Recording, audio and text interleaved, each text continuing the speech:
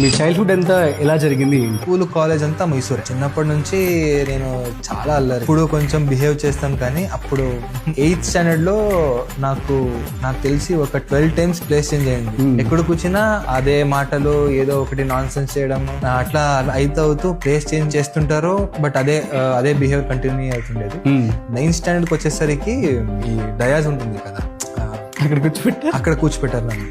10th స్టాండర్డ్కి వచ్చేసరికి first 5 bench girls, వెనకాల 5 benches girls, మధ్యలో నేను ఒక్కడనే అబ్బాయి. సో ముఖేష్ గౌడ గారికి ఫ్యాన్స్ ఎవరు అంటే అందరూ కూడా ఫీమేల్ ఫాలోయింగ్.